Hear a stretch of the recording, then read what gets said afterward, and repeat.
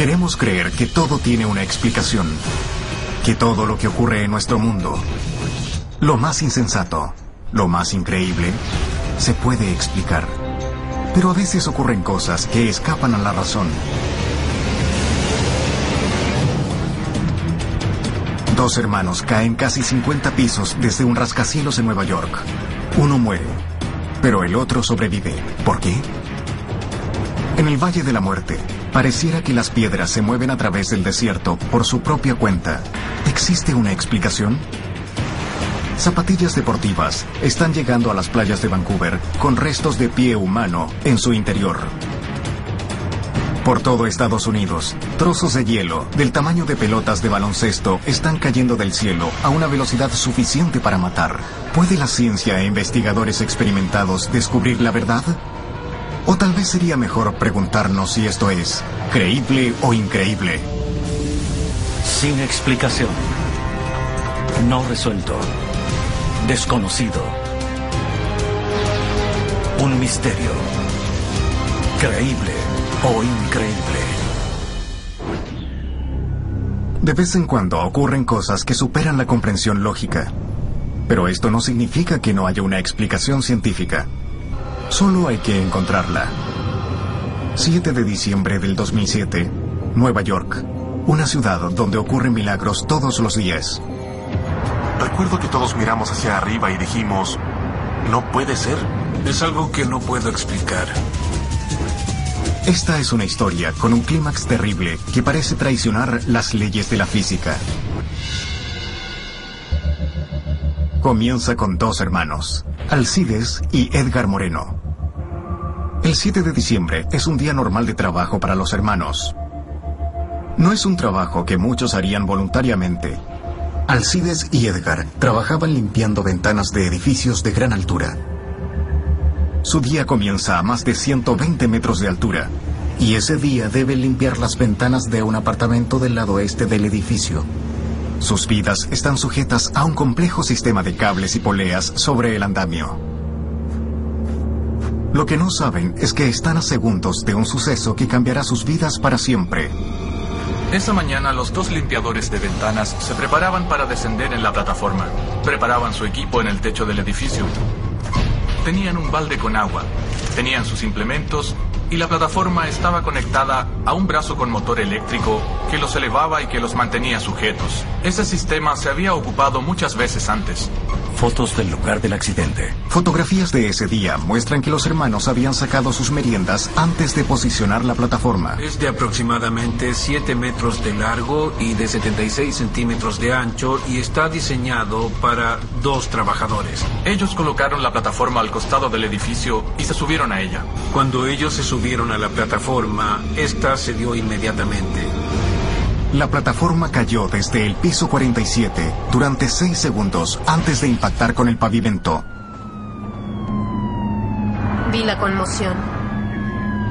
Había mucha gente alrededor del edificio gritando y señalando hacia arriba. El inspector de seguridad de Nueva York, Kevin Dillon, llega a la escena del accidente y es testigo de la tragedia. Había escombros por todas partes, desechos por todas partes. También había sangre. Edgar Moreno, de 30 años, muere en el impacto.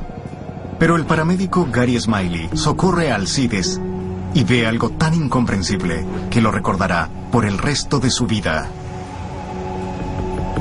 Entramos al sector de los escombros porque dijeron que había un hombre ahí y empezamos a mover el metal y los escombros. Cuando lo vi por primera vez, él estaba sentado, sus manos estaban en el pecho. Me acerqué a tocarlo y él reaccionó. Eso nos sorprendió a todos porque ahí nos dimos cuenta de que ese hombre seguía vivo. Recuerdo que miramos hacia arriba e inmediatamente nos dijimos, no puede ser. Algo así es imposible. Un hermano está muerto y el otro milagrosamente seguía respirando. Una caída desde esa altura es como chocar un automóvil contra una pared de ladrillos a 177 kilómetros por hora. El impacto lo ha dejado con las costillas y las piernas fracturadas y con heridas graves en la columna. Permanece en coma durante 2 semanas, pero llega el día de Navidad.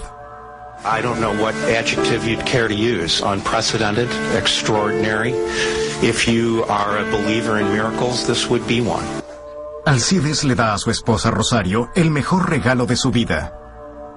Ese día habló por primera vez desde el accidente. En menos de un mes sería dado de alta. I don't know what to tell you. I'm still in shock. Yo trabajé como paramédico en Nueva York por aproximadamente 25 años y nunca he visto a alguien caer desde esa altura y sobrevivir. Es realmente increíble. Y creo que Alcides tiene un ángel guardián. Caer más de 120 metros es realmente asombroso.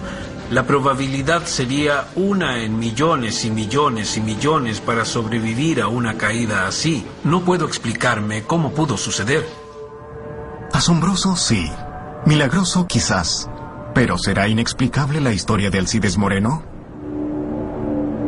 Para entender cómo una persona podría sobrevivir a una caída de 47 pisos, los investigadores empezaron con la causa del accidente.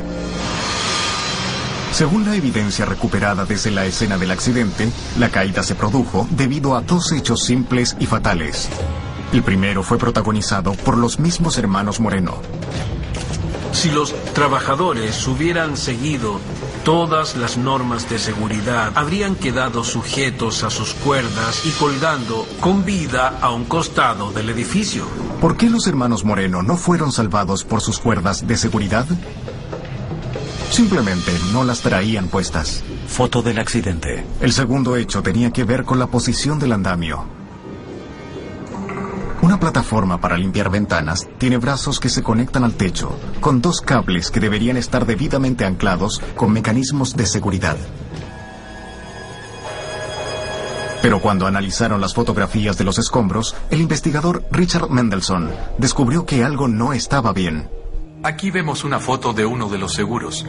Este es uno que recuperamos del sitio del suceso. Los seguros son artefactos diseñados para afirmar y sostener la cuerda de acero. Estos pequeños seguros son capaces de sostener los 771 kilogramos de la plataforma y del equipo de trabajo, pero solo si se aseguran correctamente. La causa principal del colapso de la plataforma fue que los seguros no fueron apretados lo suficiente. Y como no estaban asegurados, el peso agregado de los hermanos al subir a la plataforma fue suficiente para que fallara y cayera. Pero la forma en que los seguros fallaron fue clave para la supervivencia de Alcides. Muchos creen que los seguros de ambos lados fallaron casi al mismo tiempo. La plataforma entonces estaba más o menos horizontal cuando empezó a caer. Los 2 hombres pudieron mantenerse sobre ella durante la caída. El físico Brian Schwartz ha investigado cada detalle de esa caída y cree que la plataforma en sí pudo haber contribuido a la supervivencia de Alcides. Es un evento único. Si llegara a ocurrir otra vez, la probabilidad de sobrevivir sería muy baja. La plataforma tenía un área total de 5 metros cuadrados. Era suficientemente ancha. Lo que ocurre es que la resistencia del aire era bastante potente. La resistencia disminuyó la velocidad en casi 80 kilómetros por hora. Cuando los objetos caen, la resistencia del aire empuja hacia arriba en contra de la gravedad. Esto se llama fuerza de rozamiento o fricción. Si los hombres no hubiesen estado en la plataforma, hubieran impactado contra el piso a una velocidad cercana a los 177 kilómetros por hora. Pero como la fuerza de rozamiento estaba empujando la plataforma desde abajo, la velocidad disminuyó hasta unos 96 kilómetros por hora. Es mucho mejor que 177, pero 96 kilómetros por hora aún son suficientemente rápidos como para causar la muerte. La resistencia del aire por sí sola no puede explicar la sobrevivencia milagrosa de Alcides. Los investigadores siguieron buscando otra pieza del rompecabezas. En busca de una explicación, los investigadores encontraron evidencias de que Alcides Moreno se pudo salvar en los últimos segundos, justo cuando la plataforma se rompió antes de impactar contra el suelo. Lo que vemos aquí son huellas y algo de daño al parapeto de una de las ventanas, y también una marca que atraviesa el costado del edificio. Y es aquí donde pensamos que la plataforma hizo contacto con el edificio del lado. Pudo haber sido justo en ese momento cuando el impacto arrojó a Edgar Moreno de la plataforma, causándole la muerte. Sabemos que Alcides se mantuvo en la plataforma y que ésta disminuyó su velocidad antes de llegar al pavimento. La caída se dio de tal forma que los costados de la plataforma hicieron contacto con los edificios de la calle de acceso. Entonces, el aterrizaje fue más largo y más suave que un impacto directo al pavimento. Los investigadores creen que gran parte del misterio tiene explicación en el momento exacto del impacto. En el último segundo, la plataforma chocó contra una pared y se dobló por la mitad al llegar a la calle de acceso. Cuando la plataforma chocó con el edificio y con esa pared, colapsó en forma de V. La caída de Alcides fue amortiguada cuando la plataforma se colapsó en una V. Esto disminuyó la fuerza del impacto, pero asombrosamente la plataforma lo protegió además de otra manera. Siempre he sido un fanático de las carreras de automóviles. Yo crecí junto a mi familia viendo estas carreras, en donde el automóvil se vuelca y se quema y de repente ves una mano que entra para soltar el cinturón de seguridad y un hombre sale caminando del choque y tú te rascas la cabeza y dices, ¿cómo sobrevivió a eso? Creo que fue exactamente así como pasó. Estoy seguro de que la plataforma se convirtió en una jaula que protegió su cuerpo. Es algo que el paramédico Gary Smiley confirmó cuando vio a Alcides por primera vez. La plataforma impactó contra el muro de contención, se dobló por la mitad y él quedó dentro de una especie de bolsillo que pudo absorber la energía. La plataforma actuó como una especie de resorte y amortiguó la caída. En el momento exacto del impacto, la cabeza y las extremidades de Alcides fueron protegidas cuando la plataforma lo cubrió como una jaula de protección. Al final fue la misma plataforma, con los seguros defectuosos que causaron el accidente, la que pudo haber protegido a Alcides de su propia muerte. Pero este no es el fin de la historia. Cuando los rescatistas llegaron a Alcides, no podían creer lo que habían encontrado. La última pieza del rompecabezas tal vez esté en que Alcides fue encontrado en posición fetal.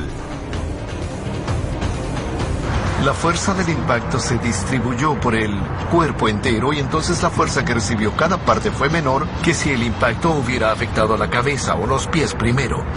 Había 47 pisos de cables y cuerdas que habían caído en el sector.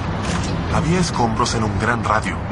Y él estaba como si lo hubieran colocado justo en el centro de todo ese desorden. Bueno, probablemente estaba en el lugar exacto para poder sobrevivir. Lo que parecía ser un milagro fue, al fin, un hecho absolutamente explicable. La evidencia demuestra que Alcides sobrevivió gracias a una fórmula que incluyó la buena suerte junto a las leyes físicas. ¿Esto es creíble o increíble? La caída más alta a la que un ser humano ha sobrevivido sin paracaídas es de 10.000 metros. Valle de la Muerte, California. Aquí en este escabroso, caluroso y mortal terreno trabajan fuerzas misteriosas. Por suelos planos se mueven rocas, al parecer por su propia cuenta. Este fenómeno, extraño e improbable, lleva más de 60 años sin explicación. Hoy, creíble o increíble, examina una nueva teoría. El misterio ocurre a más de 1000 metros sobre el nivel del mar, en un lago seco de 4 kilómetros llamado Racetrack Playa. La playa está rodeada de montañas y en ella se encuentran cientos de fragmentos rocosos, desde piedras pequeñas hasta grandes rocas de más de 300 kilogramos, y todas ellas se deslizan en muchas direcciones, cubriendo distancias de hasta 1,5 kilómetros. Dejan caminos y huellas que demuestran sus extraños recorridos.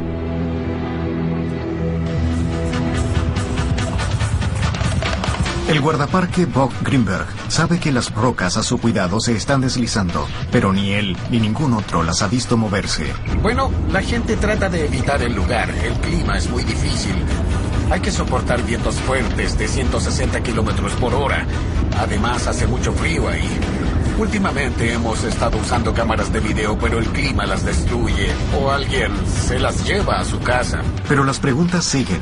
¿Qué tan rápido se mueven? ¿Con qué frecuencia? ¿Cómo es posible que objetos inanimados se muevan? A lo largo del tiempo han surgido muchas teorías absurdas. El guardaparque Greenberg las ha escuchado todas. Algunas personas dicen que los mismos guardaparques salen a moverlas. Increíble. No hacemos eso, no. Yo supongo que alguien podría salir y lograr un montaje, pero tendrían que estar muy motivados para hacer eso. Voy a suponer que este es un graffiti. Aunque hay muchas teorías absurdas, el misterio también atrae a los científicos. La geóloga doctora Paula Messina lleva años estudiando las piedras de Racetrack Playa y teorizando acerca de sus movimientos. Ella cree que la respuesta podría tener algo que ver con los extraños flujos de viento del Valle de la Muerte. Podemos ver que este lugar es como un mosaico de microclimas. Observamos que en un sector la velocidad del viento llega a ser hasta 6 veces más que en otro sector.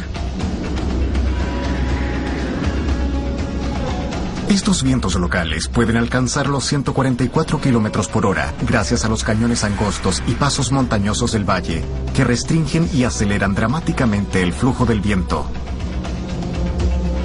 El aire es un fluido y hay ciertas reglas que rigen los fluidos. Y una de ellas es que cuando uno restringe el paso de un fluido, este se acelera. Es como cuando ponemos el dedo al final de una manguera. El agua sale mucho más rápido que cuando uno deja que el agua salga por su cuenta.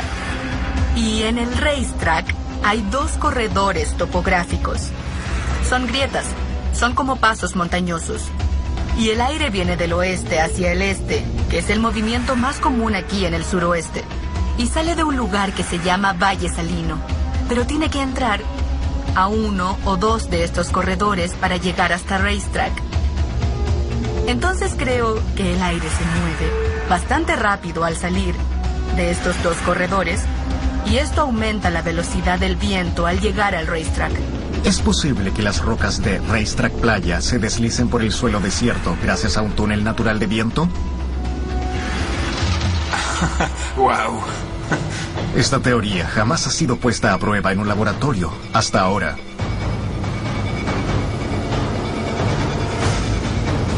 Bruce Borroman es un profesor de ciencias con pasión por las rocas. Esta me la guardo. Especialmente con estas rocas navegantes. Borroman lleva muchos años detrás de la teoría del viento. Ahora está listo para hacer la prueba. Intentará recrear las condiciones atmosféricas del Valle de la Muerte con un túnel de viento. Me parecía que era una explicación bastante lógica tomar lo que ocurre en la naturaleza y llevarlo a una pequeña escala. Como es imposible llevar al desierto un túnel de viento bien calibrado, Borroman ha traído el desierto al túnel de viento. Esta es una mezcla de arena y arcilla. Anoche la colocamos en esta superficie y al evaporarse el agua, la arcilla se secó y se fragmentó. Es lo mismo que se ve cuando uno visita Racetrack Playa. Después de haber creado una superficie perfectamente seca, lisa y fragmentada, Borroman agrega las rocas, cuyos pesos están entre 0,5 y 9 kilogramos. Ya estamos listos para encender esto. Que se deslicen las rocas. Rock and roll. Ahí vamos. ¿Cuál es la velocidad ahora? 80 kilómetros por hora. ¿Alguien está viendo algún movimiento? Ahí va una. 96, ahí va la roca número 1. Incluso con vientos que superan los 112 kilómetros por hora, el experimento queda inconcluso. Las rocas ruedan, pero necesitan deslizarse para dejar el tipo de huella que se busca. Y además las únicas rocas que se mueven son las más pequeñas. Las rocas más grandes, como las de Racetrack Playa, no se movieron. Hay algo que falta. De regreso en Racetrack Playa, el guardaparques Bob cree tener la respuesta. Necesitas rocas, viento y una especie de lubricante. A primera vista, un desierto árido ofrece poco en cuanto a lubricantes. Pero cuando las estaciones cambian, también cambia Racetrack Playa. Aquí estamos en invierno y la temperatura es bastante baja. De hecho, ahora ha estado lloviendo. Este lugar recibe poca lluvia durante todo el año. Así es que estamos viendo un evento importante en cuanto al clima aquí en el Valle de la Muerte. Y con estas lluvias, el lago, que normalmente está seco, recibe agua de nuevo. Entonces, Borroman suma otra variable: agua. Lo que estamos haciendo ahora es tratar de recrear las condiciones fluviales de Racetrack Playa. Con una pequeña cantidad de agua, las piedras se mueven. Ahora estamos a 80. Ahí va una, ahí va. Está rodando. Aquí va la número 2. La 2 se está moviendo. Sí. Y también la 4. Ahí va la 4. Logramos deslizar la 2 y la 4 con 112 kilómetros por hora. Ahora va casi patinando. Aún agregando agua, la teoría del viento es dudosa. Pero tal vez el clima extremo del Valle de la Muerte esconde la respuesta.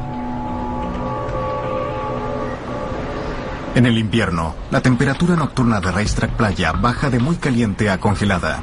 Toda el agua que se encuentra en la superficie se congela. Ahora, gracias a que la doctora Messina estuvo una tarde viendo un deporte de invierno, cree que ha encontrado la respuesta.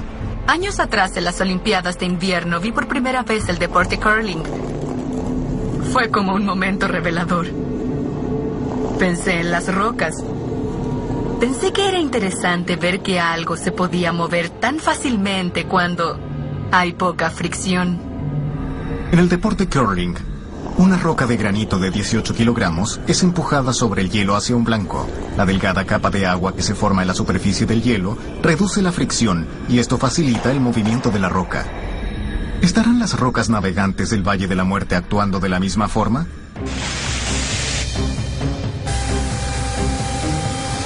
Para descubrirlo, Borroman baja el nivel de fricción, convirtiendo la superficie fragmentada en una improvisada cancha de curling. Lo que intentamos simular aquí es un diluvio en la zona, con temperaturas bajo cero, con una superficie congelada y cubierta con una delgada capa de agua. Y vamos a hacer la prueba igual que antes. 48. 72. Ahí va la 1. Sí, la 1 a 72. Se desliza la 3. Ahí va la roca 3. Teníamos la 1. Es perfecto. Se está deslizando. Ahí va la número 3. ¡Qué maravilla! ¡Qué bueno! Es la 2 la que no se mueve.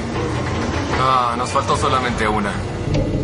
Con una capa delgada de barro por sobre el hielo, las rocas se deslizan sin esfuerzo cuando se simulan vientos de velocidades conocidas en el Valle de la Muerte, dejando huellas en el barro idénticas a las que se encuentran en Racetrack Playa. Si las condiciones perfectas se producen en la naturaleza y si todos los componentes se juntan en proporciones adecuadas, esto funciona. Esto sucede. Es una explicación lógica, no es un misterio. Pero un misterio persiste.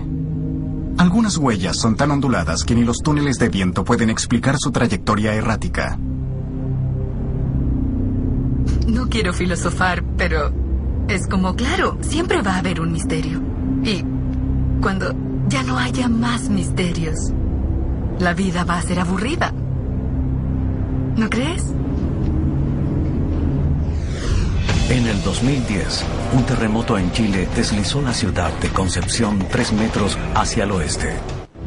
En Estados Unidos, objetos no identificados han empezado a caer desde cielos despejados con consecuencias destructivas y potencialmente fatales. El origen de estos misiles es un misterio contemporáneo. Lo que sí está claro es que pueden caer en cualquier lugar y en cualquier momento.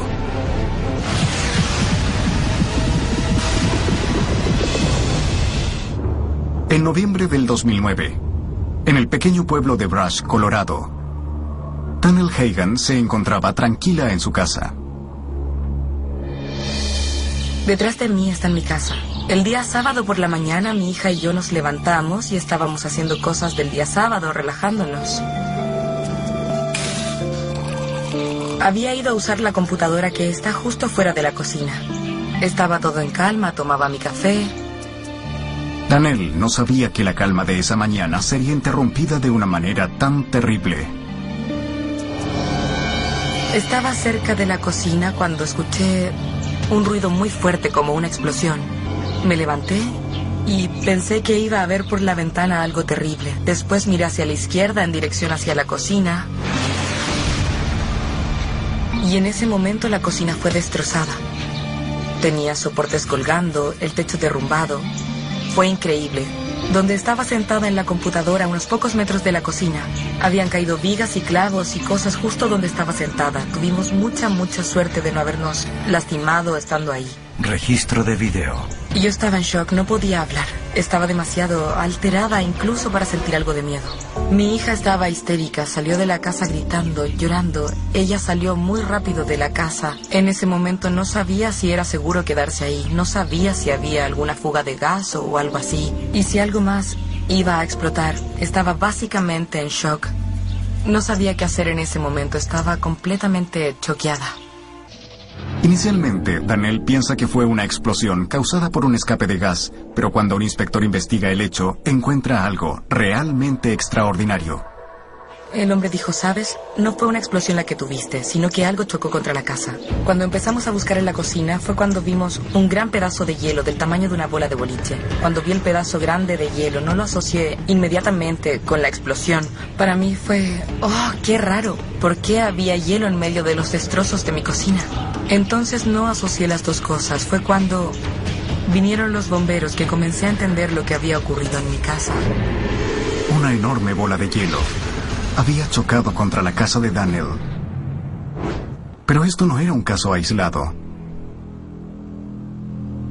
Durante la última década, hubo muchos reportes de bombas de hielo. En el 2007, un trozo de hielo del tamaño de una pelota de baloncesto impactó contra un automóvil deportivo en Tampa. La fuerza del impacto fue tan grande que el vehículo casi fue destrozado por completo. Afortunadamente, no había nadie adentro. ¿De dónde vienen estos trozos de hielo del tamaño de una pelota de baloncesto o incluso más grandes? Para ayudar a encontrar la respuesta, los investigadores de la Universidad Técnica de Texas recrearán la invasión de hielo. Ellos esperan determinar la velocidad de las bombas de hielo y la altitud de su origen. Una gran bola de hielo choca contra el techo de una casa en Colorado. Para descubrir de dónde vino, los investigadores de la Universidad Técnica de Texas intentarán recrear el impacto. En esta prueba, un trozo de hielo de más de 2 kilogramos será disparado a una velocidad terminal de 177 kilómetros por hora. Velocidad terminal es la velocidad más rápida que un objeto puede alcanzar en el aire. 2,3 kilos, 177 kilómetros por hora. Esto simula la rapidez de una bola de hielo del tamaño de un melón, cayendo desde 600 metros. No entrar con la luz encendida. Despejen. 3, 2, 1.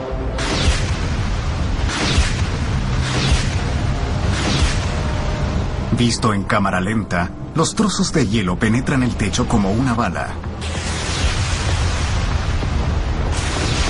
Pero no se acerca en nada al daño que hemos visto en el techo de la casa de Daniel. Para crear ese nivel de destrucción, se estima que las bolas de hielo que cayeron en el techo de la casa de Daniel eran del tamaño de una pelota de baloncesto, pesando alrededor de 9 kilogramos. Entonces su velocidad terminal sería aproximadamente de 241 kilómetros por hora. Pero la prueba es solo parcialmente exitosa. No determina la altura desde la que cae el hielo. Buscando en el cielo, se podría encontrar la solución al misterio de las bombas de hielo. La primera respuesta, y la más obvia, es que son granizos que se forman en nubes de tormentas eléctricas a miles de metros de altura. Los granizos pueden causar serios daños. En el 2007, piedras de granizos del tamaño de pelotas de béisbol cayeron sobre Edmonton, Alberta. Las tormentas eléctricas son una de las más violentas y espectaculares fuerzas de la naturaleza. Esto está lejos de las condiciones que recuerdan los residentes de Vancouver cuando cayeron varias bombas de hielo en su vecindario. Sin duda fue la cosa más extraña y fascinante que he visto en toda mi vida. Era un viernes en la tarde, caluroso y muy soleado. Estaba cortando el césped y escuché lo que fue un ruido muy fuerte, parecido al de una bala, o más bien como el de un trueno resonando en mis oídos. Y miro hacia arriba y veo algo que está cayendo a una gran velocidad, bajando hacia mí. Podía ver que parecía un gran pedazo de roca muy grande, una gran roca. y con una estela de polvo blanco o humo detrás de ella. Yo no sabía lo que era eso. No tenía sentido porque estaba soleado. Hacía mucho calor. No había ninguna nube. En el caso de Daniel Hagan, el origen de las bombas de hielo también era un misterio. Era una mañana totalmente despejada. Esto descarta que sean granizos. ¿Pero qué otra cosa puede causar que un pedazo grande de hielo caiga del cielo en un clima despejado? Si las bombas de hielo no son granizos gigantes, ¿serán entonces hechas por el hombre? La industria aeronáutica tiene una larga historia de problemas con hielo. Ha habido muchos accidentes causados por el hielo en los aviones. Entonces, el hielo y el volar con hielo es una preocupación importante y un factor decisivo en toda la aviación hoy en día. Por lo que antes de despegar consultamos las condiciones climáticas que determinarán si usaremos los sistemas de protección contra hielo. Y si estamos volando en condiciones de hielo, nuestros aviones están certificados para esto. Pero cuando es posible, lo evitamos. El hielo se acumula en las alas del avión de dos formas, en la tierra y durante el vuelo. Hielo durante el vuelo ocurre cuando un avión atraviesa una nube llena de gotas de agua muy helada que se congelan al hacer contacto con el avión. Para que el hielo se forme sobre el ala se necesitan gotas de agua muy heladas. Al acumular hielo, esto no se rige por la forma del ala, está más bien por todos lados y se producen grados de inestabilidad aerodinámica. Es un asunto de peso. Esto inhabilita el ascenso. La amenaza que representa el hielo para los aviones ha llevado a que la industria de aviación desarrolle sofisticados equipos de descongelación para protegerlos. Estos convierten el hielo en pequeñas partículas que se dispersan en la atmósfera, pero al despegarse del avión hacen contacto con el flujo de aire y se transforman en partículas aún más pequeñas, muy pequeñas. Pero si el hielo no vino desde afuera de un avión, ¿podría haber venido desde adentro? ¿Podría ser que el mito urbano de la bomba congelada del baño del avión sea verdad? El sistema de avión es igual que el sistema en casas rodantes. Es completamente contenedor. Este es el panel de acceso para el servicio del baño y se abastece estando en tierra. Durante el vuelo no es accesible y cualquier filtración en este sector sería minúscula y jamás se acumularía ni se convertiría en hielo para después caer desde el avión. Si no es granizo y no procede desde un avión, el origen de las bombas de hielo podría estar más alto aún. ¿Se podrían originar en el espacio? Los cometas están compuestos por roca, polvo, gases congelados y hielo. El hielo se evapora y forma una estela reflectante al acercarse al Sol. Los cometas tienen una fuerza destructiva que es muy potente. En 1994, el cometa P. Shoemaker-Levy 9 se estrelló contra Júpiter, liberando una energía equivalente a 6 millones de megatones de TNT. Afortunadamente, la Tierra cuenta con un sistema natural de defensa: nuestra atmósfera. Lo que nosotros anticipamos que ocurre cuando los cometas impactan la atmósfera de la Tierra es que se calientan rápidamente y que el 99.99% de ellos se evaporarían. Entonces, ¿sería posible que la bola de hielo que destruyó la cocina de Daniel Hagan proviniera de lo que quedó de un cometa? Para que algún objeto logre mantenerse del tamaño de una pelota de baloncesto al llegar al suelo, tendría que haber sido 1 millón de veces más grande. Esto si hablamos de hielo puro, porque básicamente al penetrar la atmósfera, el calor convierte el 99.99% de todo el hielo que lo compone en vapor durante todo el proceso. Pero en un mundo que siempre está mirando hacia arriba, ¿podría un cometa de 257 kilómetros de largo, atravesando el espacio hacia nosotros, pasar desapercibido? El meteorólogo David Jones cree que estamos hablando de un nuevo fenómeno climatológico que nos pone a todos en peligro. Un megacriometeoro. Mega significa grande.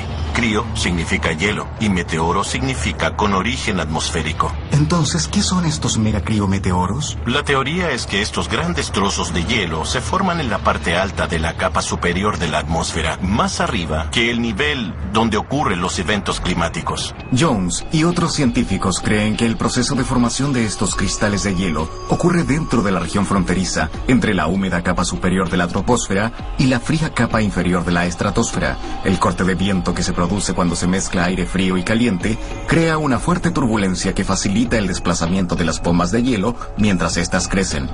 Y el crecimiento de estos cristales de hielo es apoyado por la turbulencia. Y la turbulencia en este aire muy húmedo ayuda a que los cristales crezcan más o menos al igual que los granizos, hasta que aumentan en peso tanto que los fuertes vientos ya no pueden sujetarlos y desde ahí caen. Al parecer, hay un claro aumento de estos eventos en los últimos 10 años. Según muchos científicos, este aumento de megacriometeoros se debe a los efectos del calentamiento global que han causado que aumente el nivel de humedad que llega a la siempre fría estratosfera. No hay manera de saber si vamos a observar más de estos sucesos en el futuro. De alguna manera, las bombas de hielo aún son un misterio. Más allá de si lo aclaramos o no, estas seguirán siendo una amenaza para todos en la Tierra.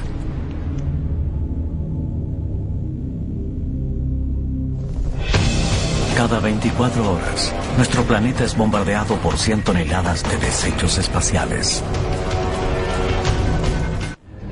Vancouver, Columbia Británica, famosa por ser la sede de las Olimpiadas de Invierno 2010, pero más famosa por una serie de descubrimientos oscuros y misteriosos.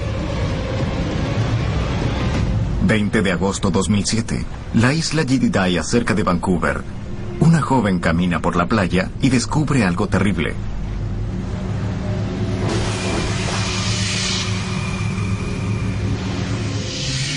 El 12 de noviembre del 2008, una pareja en Richmond, Columbia Británica, saca a pasear a su perro a solo metros de su casa y descubren algo igual de terrible. Yo vi una zapatilla deportiva sobre una roca.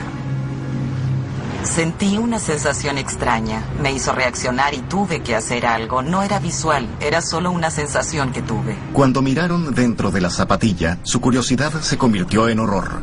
Me di cuenta que había algo adentro. Entonces quería descubrir lo que era. La zapatilla estaba en buen estado. La di vuelta y vi una media deportiva que se veía bastante usada. Y adentro había huesos parecidos a los nudillos.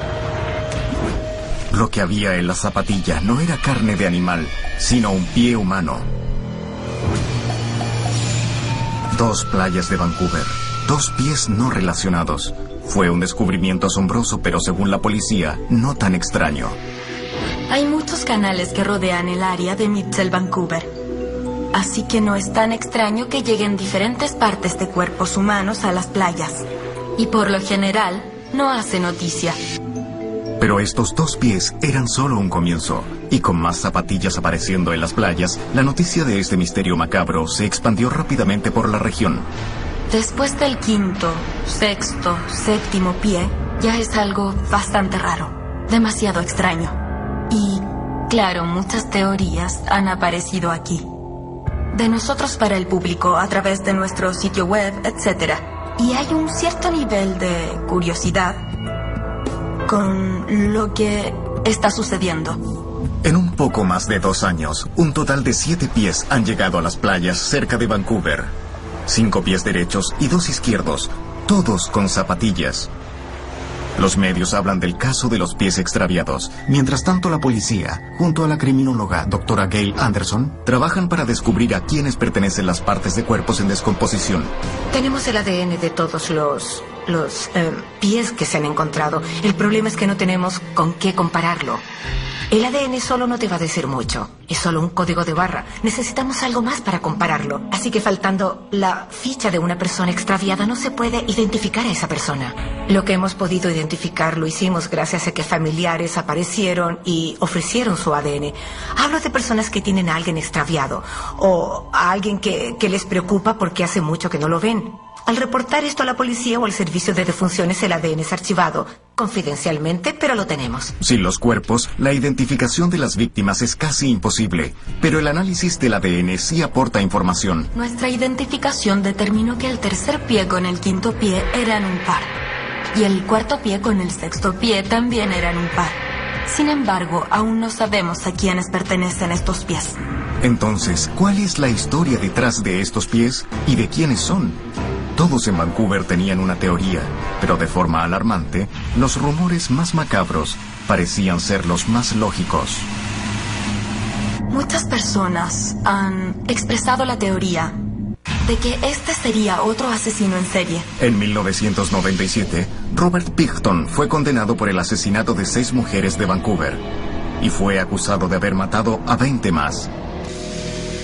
Si los pies hubiesen sido cortados por un asesino en serie, la evidencia de esto estaría a la vista para los expertos forenses, como lo es Jeff Dowland.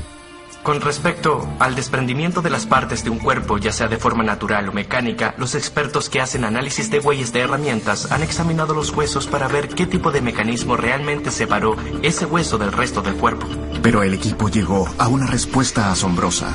No hay evidencia que indique la presencia de una separación forzada de estos huesos. Se han desprendido en el punto natural de separación. Al descomponerse los tejidos conectores del pie, se desprendieron de la pierna inferior en el hueso del tobillo o en el hueso del talón. Si los pies no fueron desprendidos intencionalmente, entonces, ¿qué sucedió? La doctora Anderson cree que tiene una respuesta basada en sus estudios de la descomposición de tejidos al ser sumergidos. Esto es Venus. Es la red Victoria debajo del mar para observar cómo un cuerpo se descompone cuando animales se alimentan de él. Cuando traes un cuerpo a la orilla del mar, uno quiere ver marcas. Uno quiere ver marcas sobre el cuerpo y se pregunta, ¿qué es esto? ¿Es sospechoso? ¿Hay maldad? O más bien, ¿será algo natural causado por los animales del sector? ¿O las rocas o algo por el estilo? Necesitamos aclarar los hechos lo mejor posible para los familiares. Y si es un homicidio, entonces hacer justicia. ¿Por qué aparecían pies en las playas de Vancouver? ¿Por qué no manos o tal vez una cabeza? En poco más de 2 años, 7 pies desprendidos llegaron a las playas en los alrededores de Vancouver. Tal vez haya una respuesta en el tipo de calzado. Los pies que aparecieron en la playa estaban dentro de zapatillas. Considera una zapatilla. Uno la lanza al agua y esta flota. Entonces es algo que flota. Y creo que esa es la razón por la cual encontramos pies y no restos de otras partes del cuerpo. La policía sabe que los pies no fueron cortados y que las zapatillas los transportaron hacia las playas, pero su origen sigue siendo un misterio. Algunos creen que los pies son un macabro recuerdo del tsunami asiático del 2004. Una teoría que se sustenta por el hecho de que una de las zapatillas solo se vendía en la India en el 2003. Recibíamos llamados, emails, cartas de todo el mundo, de gente que buscaba familiares extraviados en el tsunami. Pero según el oceanógrafo Eddie Carmack, la teoría del tsunami es poco probable. Algo que hay que entender sobre el océano es que es la carretera de un sistema que nosotros llamamos corrientes marinas rotativas. El agua da vueltas y vueltas en las órbitas de estas corrientes. Las partículas que viajan por estas órbitas pueden venir desde muy lejos en el mar. Creo que es bastante improbable que estos pies hayan llegado desde el Océano Índico. Los flujos de los océanos no se compatibilizan tan bien, no hay un camino directo. Y si algo vino desde allá, demoraría más de una década en llegar a estas costas para ser encontrado en estas aguas. Pero los pies aparecieron solo 3 años después del tsunami. Había que buscar otra explicación. Se consideró el choque de un avión en las costas de Columbia Británica. Pero el ADN de los pies no concuerda con el de las víctimas de ese accidente. Sin embargo, Carmack tiene una nueva teoría que indica que el origen de los pies es mucho más cercano. Y él tiene una ingeniosa manera de comprobarlo. Lo que tengo en mis manos es una vieja zapatilla deportiva. Adentro tiene un sistema de rastreo satelital GPS y una vez cada hora llamará al satélite y nos informará sobre su ubicación. Y esto lo vamos a registrar en un mapa y veremos exactamente dónde está el flujo, el patrón de flujo. Esto es para complementar la tarjeta de flujo, porque ahí solo sabes dónde partió y dónde se encontró. Entonces esto nos da mucha más información, y al juntar las dos, tenemos un cuadro mucho más amplio y lleva un lastre. Así que al lanzar esto al agua, será bastante similar al patrón de flujo de una zapatilla. Al lanzar estas zapatillas en varios puntos alrededor de Vancouver para luego realizar el seguimiento vía GPS, Carmack asegura que sabrá cuáles son los flujos de aguas que transportaron los pies hacia las playas. Detrás mío está el puente Alex Fraser. El río Fraser fluye desde mi izquierda hacia mi derecha hacia el mar. 3 de las zapatillas fueron encontradas en la boca del río en las islas que están más abajo. Vancouver. Entonces, la dirección del viaje es claramente consistente con el curso del río. Parece ser que el río, y no el océano, es el origen más probable de las zapatillas, pero los investigadores aún no tienen nombres y están cada día más ansiosos.